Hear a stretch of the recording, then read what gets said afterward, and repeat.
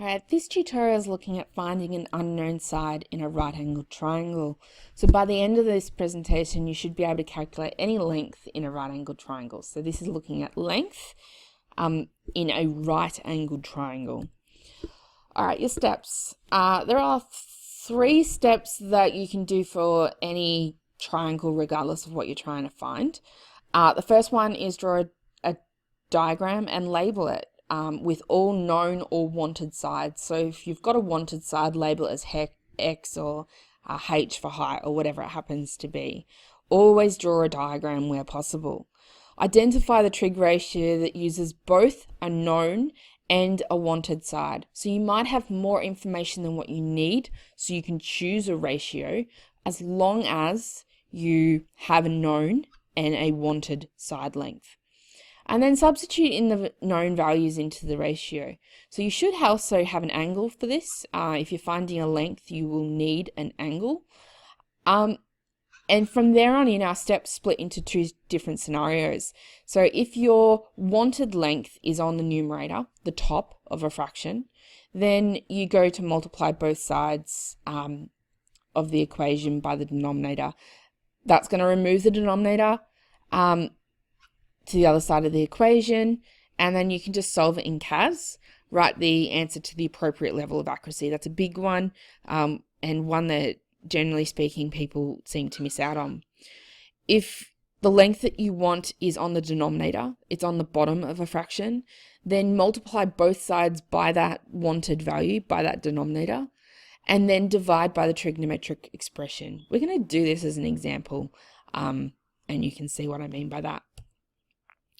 Alright, so in this particular case, the diagram's already been done for us, so step 1 is done. I'm going to use a highlighter to get the key information out of the sentence. You'll notice that this will happen for every example, and it's a really good practice to get into. So I'm after a length, x, correct to 2 decimal places. 2 decimal places in different color highlighter, because that's my answer. That's something to do very specifically with what I need to put in my answer.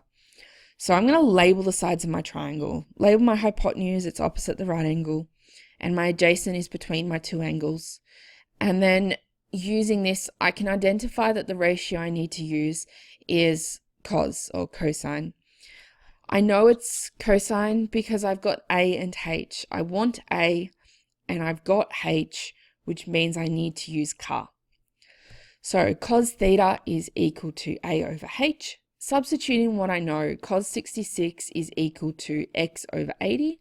So in this case, I'm looking to find my numerator. So in my steps, I multiply by my denominator. I multiply by 80. When I do this, I get X is equal to 80 times cos of 66, which is just a calculator question. So first thing to do, check to make sure your calculator's on degrees. Mine is, so I'm good to go with this. Use the trig function. So the trig button's just below the control button, and select your appropriate trig function. So I'm selecting cos 66, and then I'm going to times by 80. Make sure that your bracket is around the 66 and not 66 times 80, otherwise you're going to get the incorrect answer. My solution is 32.538, I believe, and that needs to be dumped to 2 decimal places. So 32.54 is your end answer. No units for this question, so I'm just going to leave it as such. Example 2, again, highlighter, length of X, and then correct to 2 decimal places. Labeling my triangle. Opposite the right angle is my hypotenuse, and then opposite my angle is opposite O. Sine or sine function is what uses O and H. So I'm going to use sine theta equals opposite over hypotenuse, substituting in the values that I know. And then because my unknown is on the bottom of the fraction, I can multiply both sides by x, which gives me x times sine 38 equals 54, and then divide by sine 38. When I divide by sine 38, I get x equal to 54 divided by sine 38. Note that from this point here to this point here, my x and my sine 38 have just switched spots. If you want, you can shortcut this. You can do a straight switch. When your wanted value is on the denominator of a fraction, you can switch the other side with that wanted value and get this situation here. So there is a shortcut there if you wish to use it. All right, continuing, that's into the calculator. So 54 divided by sine 38 as a decimal is 87.7105. This is 2 decimal places, so 87.71.